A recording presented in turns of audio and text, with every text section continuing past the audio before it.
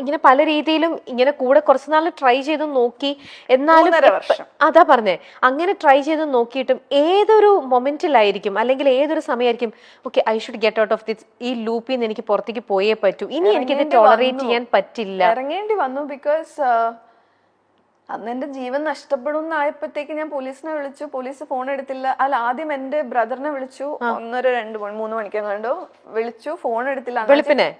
അണ്ണാച്ചി ഫോണ് എടുത്ത ആ സമയത്താണ് വരുന്നത്.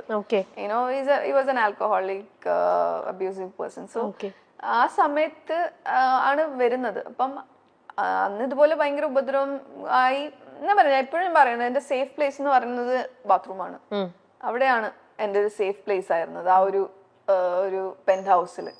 അപ്പം അങ്ങനെ ഞാൻ വിളിച്ചപ്പോഴത്തേക്ക് അണ്ണാച്ചി ഫോൺ എടുത്തില്ല. I had to call the police. അങ്ങനെയാണ് അതിൽ ഞാൻ പുറത്ത്. പിന്നെ ആ സമയത്താണ് ഞാൻ ഗീതാമേനെ പരിചയപ്പെടുന്നതും. അതൊരു നിർഭയയുടെ ടോക്കിന്, അവിടെ ലീഡർഷിപ്പിനൊരു മോട്ടിവേഷൻ ടോക്കിന് ഞാൻ പോയിട്ടുണ്ടായിരുന്നു. അപ്പോഴും ഞാൻ പറഞ്ഞ ഈ ടോക്കിന് പോകുന്നുണ്ടായിരുന്നു. പല കാര്യങ്ങളും വിമൻ ലൈക്ക് എല്ലാ കാര്യങ്ങളും ഞാനൊരു സോഷ്യൽ വർക്കറായിട്ട് വർക്ക് ചെയ്തിട്ടും എനിക്ക് എങ്ങനെയാണ് അതിൽ നിന്ന് പുറത്തിറങ്ങേണ്ടതെന്ന് എനിക്ക് അറിയില്ലായിരുന്നു. അതെ, ഇപ്പം അപ്പൊ ഒരുപക്ഷെ ആദ്യമേ ഒരുപാട് ടോളറൻസ് ലെവൽ ഭയങ്കരമായിട്ട് ഉണ്ടായിരുന്നിരിക്കണം ശോഭയ്ക്ക്. ആദ്യം കുറെ ടോളറേറ്റ് ചെയ്ത് ഈ പറയുന്ന പോലെ വെയിറ്റ് ചെയ്ത് ചാൻസ് കൊടുത്ത്, ഐ മീൻ ഇനിയും ശരിയാവും എന്നുള്ളൊരു പേഷ്യൻസ്. എങ്ങനെ നമ്മള് ഫേസ് ചെയ്യും, ഫാമിലി എങ്ങനെ, പേരൻസ് എങ്ങനെ ഇത് ഉൾക്കൊള്ളും. ബിക്കോസ് ഫാമിലിയിൽ ആരും ഡിവോഴ്സ്ഡ് ആയിട്ടില്ല ഇതുവരെയായിട്ടും. അതുപോലെ തന്നെ സൊസൈറ്റീനെ എങ്ങനെ ഫേസ് ചെയ്യും നമ്മൾ ഒറ്റയ്ക്കാണെങ്കിൽ. ഒരാൾക്ക് അങ്ങനെയൊക്കെ എപ്പോഴായത് ഈ 3.5 വർഷം ബോൾഡ് എന്ന് പറഞ്ഞാൽ ഓക്കെ. ഞാൻ പറയില്ലേ, ആദ്യത്തെ ഒരു ഫസ്റ്റ് ട്രിപ്പോട് കൂടിയാണ് ഞാൻ ഒരു ഒറ്റയ്ക്ക് യാത്ര ചെയ്യാൻ തുടങ്ങിയപ്പോഴാണ് ഈ ബോൾഡ്നെസ് ഒക്കെ വന്നു തുടങ്ങിയത്. അതുപോലെ തന്നെ ഇൻഡിപെൻഡന്റ് ആവാൻ തുടങ്ങിയപ്പോഴാണ് ഈ ഒരു ബോൾഡ്നെസ് വന്നു തുടങ്ങിയത്. ഇതൊക്കെയാണ് ചില ഫാമിലീസ് ചിലപ്പം പൈസ ഉണ്ടാവും, ചിലവര് ഇൻഡിപെൻഡന്റും ആയിരിക്കും, ജോലി ചെയ്യുന്നവരായിരിക്കും, പക്ഷെ ചിലപ്പോ കുഞ്ഞുങ്ങൾ ഉണ്ടാവും, അവരായിരിക്കും അവരുടെ ഒരു ഫിയർ. ചിലപ്പം അവരുടെ ഈ പറഞ്ഞ പോലെ എന്താ പറഞ്ഞ പേരൻസ് ആയിരിക്കും അവരുടെ ഫിയർ. അച്ഛനമ്മക്ക് വിഷമാവില്ലേ, അല്ലെ സൊസൈറ്റി എന്ത് പറയും. അതുപോലെ തന്നെ ഈ പറഞ്ഞ പോലെ കുട്ടികൾ, മിക്കവർക്കും കുട്ടികളായിരിക്കും.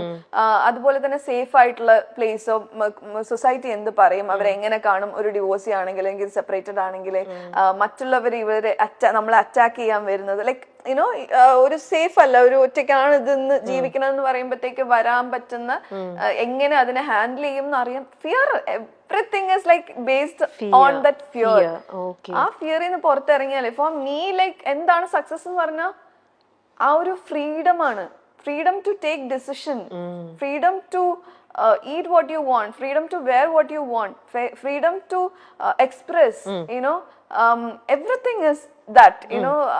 ഓരോ ദിവസം എനിക്ക് തോന്നുന്നു I always say this, you know, count your blessings, because കുഞ്ഞു കാര്യങ്ങൾ daily every day is a challenge for us. അപ്പം ചെറിയ എന്ന് പ്രോബ്ലംസും നമ്മൾ ഫേസ് ചെയ്യുന്നുണ്ട് എവറി ഡേ, അല്ലെ? ചെറിയതാണോ വലുതാണോ എവറി ഡേ ആ പ്രോബ്ലംസിന് നമ്മളൊരു സൊല്യൂഷൻ കാണുമ്പോൾ അതൊരു സക്സസ് ആണ്. അപ്പൊ എന്നോട് ചോദിച്ചാൽ വലിയ രീതിയിൽ എന്താണ് നിങ്ങളുടെ സക്സസ്, ബാങ്ക് ബാലൻസ് അങ്ങനെ അല്ല. Every day when I am able to solve my problems, it's a success for me.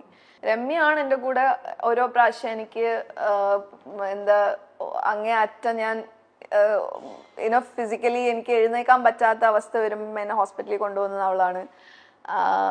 So she was there throughout, you know, she was with me. അതുപോലെ ഒരുപാട് I was blessed to have a set of friends or like sisters. നമ്മളിപ്പോഴും blood related ആവണമെന്നില്ല, മനസ്സിലായില്ലേ?